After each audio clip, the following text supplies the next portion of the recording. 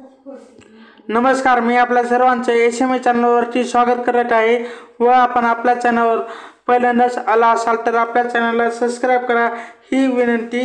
तर आपण ह्या व्हिडिओमध्ये आरबीआयची पॉलिसी वगैरे जी आज आली आहे त्याचे काही हेडलाईन्स वगैरे पाहणार आहोत। हेडलाईन्स तर 7 फेब्रुवारी 2025 रोजी म्हणजेच आज आरबीआयची पॉलिसी वगैरे आली आहे। ॲज एक्सपेक्टेड रेपो रेट त्यांनी कट केलेले आहेत बाय 25 बेसिस पॉईंट आणि स्टँडर्ड डिपॉझिट फॅसिलिटीचे रेट 6% आणले आहेत आणि मार्जिनल स्टँडिंग फॅसिलिटी 6.5% वगैरे केली आहे। म्हणजेच ते जर बँकेला आपली सरप्लस लिक्विडिटी आरबीआयकडे ठेवावी लागत असेल तर तिथे 6%ची स्टँडर्ड डिपॉझिट फॅसिलिटी वगैरे मिळू शकते। आणि जेथे आरबीआयची वगैरे लिक्विडिटी रिक्वायरमेंट वगैरे असते जी जर बँकेकडे वगैरे येत असेल तर त्याची रेट वगैरे किती पाहिजे किंवा किती रेट वगैरे देऊ शकतात लॉंग टर्ममध्ये, तर तीच मार्जिनल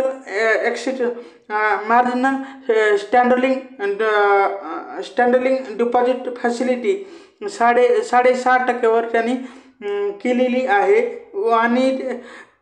आणि जे रेपो रेट आहेत ते 25 बेसिस पॉईंटने वगैरे कमी केलेले आहेत 25 बेसिस पॉईंटने।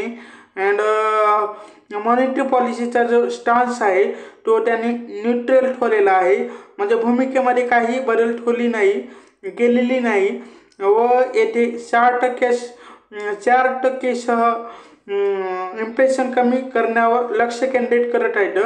अँड इकॉनॉमिक ग्रोथला सपोर्ट करण्यासाठीही ते प्रयत्न करत आहेत। जर आपण संपूर्ण कॉमेंट्री ऐकली तर थोडीशी डबस काइंड ऑफ वाटत असेल, म्हणजेच ग्रोथचे काही कन्सर्न वगैरे जास्त आहेत, तर ग्रोथला वगैरे जास्त फोकस वगैरे केला जाणार आहे इन्फ्लेशनपेक्षाही जास्त। तरी असे म्हटलं जाऊ शकत नाही की आम्ही फक्त इन्फ्लेशनला इग्नोर करणार आणि कम्प्लिटली ग्रोथवर वगैरे आमचे लक्ष शिफ्ट होणार असं म्हटलं जाऊ शकत नाही। तर त्यासाठी एक बॅलन्सिंग ॲक्ट वगैरे करावी लागेल। येथे अनेक अनिश्चित गोष्टी असतात। जर आपण ग्रोथ अँड इन्फ्लेशन आउटलुक पाहिलं तर त्याची गोष्ट केली तर ग्लोबल इकॉनॉमीच्या दृष्टिकोनातून आरबीआयने म्हटलं आहे बिलो अवरेज ग्रोथ वगैरे असेल, कारण ज्या पद्धतीनं ट्रेड पॉलिसीची गोष्ट चालू आहे, जे ट्रेड टॅरिफची गोष्ट वगैरे होत आहे, हे काही निगेटिव्ह आहेत जे की पॉलिटिकल टेन्शनच्या बाबी आहेत, जे की चॅलेंजेस वगैरे वाढत आहेत। आणि US डॉलर ज्या पद्धतीनं स्ट्रॉंग होत आहे तर त्यामुळे US मध्ये रेट कटची अपेक्षा वगैरे कमी होत आहे किंवा ती रेट कट मध्ये तेवढी अग्रेसिव्हनेस वगैरे दिसू शकत नाही, त्यामुळे आणखी डॉलर वगैरे स्ट्रॉंग होत आहे। त्यामुळे ओव्हरऑल वर्ल्ड इकॉनॉमीसाठी निगेटिव्ह बाब आहे ही US सोडून। आणि फायनान्शियल मार्केटमध्ये व्होलॅटिलिटी वगैरे पुन्हा दिसत आहे। आणि जर आपण इंडियन इकॉनॉमीच्या ग्रोथविषयी गोष्ट केली तर FY25 मध्ये ओव्हरऑल ग्रोथ रेट 6.4%च्या जवळपास वगैरे असू शकतं असं आरबीआयला वाटत आहे। आणि सेक्टरल ट्रेंड्स पाहिले तर ॲग्रिकल्चर आणि सर्व्हिसेस हे 2 सेक्टर भरपूर ग्रोथ सपोर्टिव्ह वगैरे असतील असं आरबीआयला वाटत आहे। पण इंडस्ट्रीत एक स्लगिश परफॉर्मन्स कंटिन्यू असेल हेही आरबीआयने वगैरे हेडलाईट केलेलं आहे। आणि आपलं नेक्स्ट फायनान्शियल इयरमध्ये FY26 विषयी चर्चा केली तर आरबीआयने भरपूर अग्रेसिव्ह ग्रोथ टार्गेट वगैरे ठेवले आहेत 6.7%चे पुढील फायनान्शियल इयर साठी, म्हणजेच 1 एप्रिल 2025 ते 31 मार्च 2026 पर्यंत चा हा नंबर जो आहे तो 6.7% ठेवला आहे. जर RBIचे क्वार्टरली ब्रेकअप पाहिले तर क्वार्टर 1मध्ये 6.7%ची ग्रोथ त्याने ठेवली आहे. Q2 मध्ये 7%ची GDP ग्रोथ त्याने ठेवली आहे. Q3 व Q4 मध्ये 6.5%ची ग्रोथ त्यांनी ठेवली आहे. तर त्यांनी नेक्स्ट इयरमध्ये भरपूर चांगले एक्सपेक्टेड वगैरे नंबर ठेवले आहेत. हे गव्हर्नमेंटच्या अपेक्षापेक्षाही जास्त नंबर आहेत. आणि आपलं हे याचं रिझन काय म्हणजे RBI याचं कारण काय सांगतं ग्रोथ वगैरे एवढी येऊ शकते म्हणून.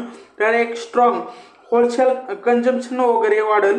स्पेशली टॅक्स कट दिली आहे, टॅक्स बेनिफिट दिलेला आहे बजेटमध्ये. कोणाचे ही 12 लाखापर्यंत इन्कम असेल तर 0 टॅक्स असेल. हे संपूर्ण एक मोठं रिलीफ वगैरे दिलं आहे.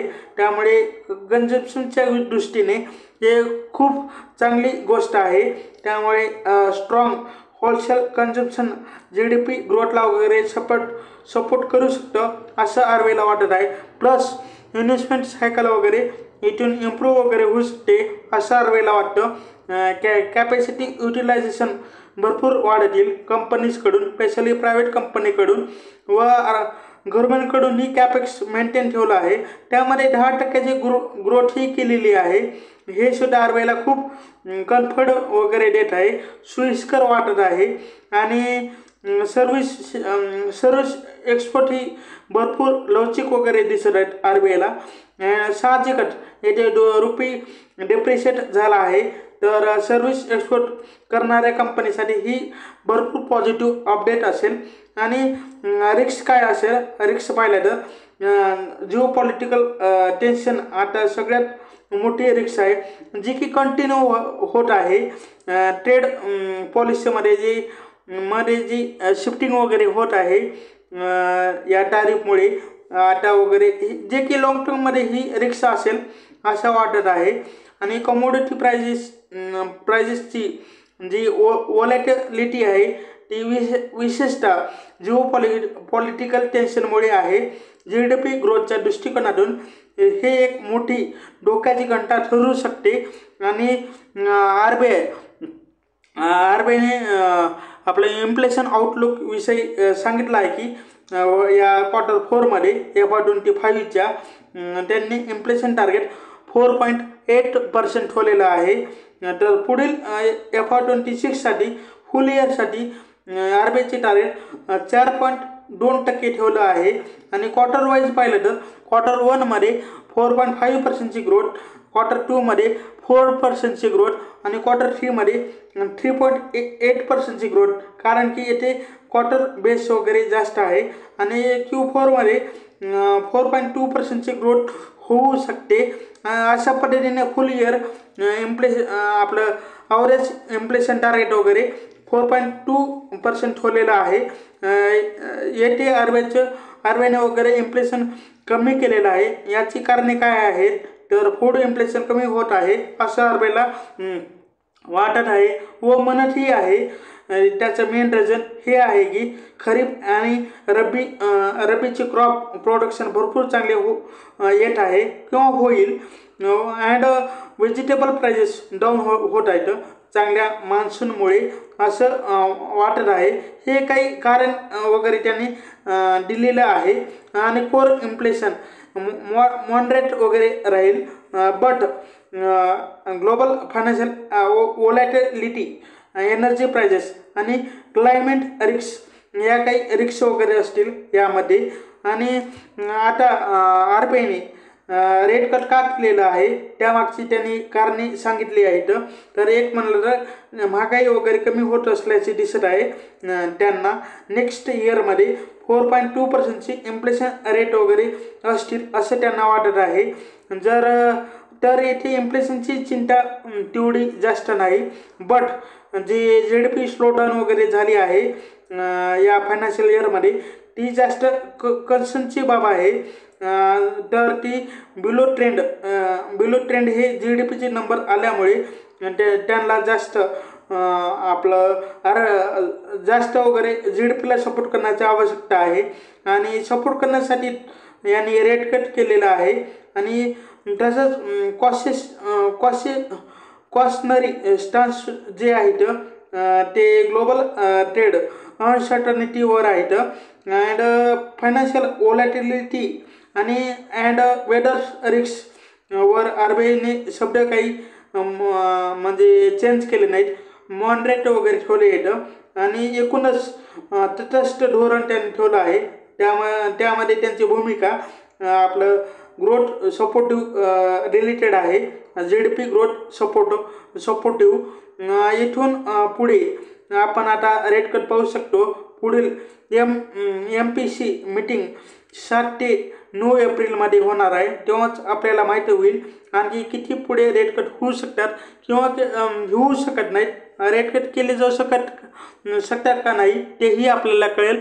तर शेवटी आपल्याला व्हिडिओला लाईक आणि चॅनलला सबस्क्राईब करा हीच विनंती. हा व्हिडिओ पाहिल्याबद्दल धन्यवाद. थँक्यू.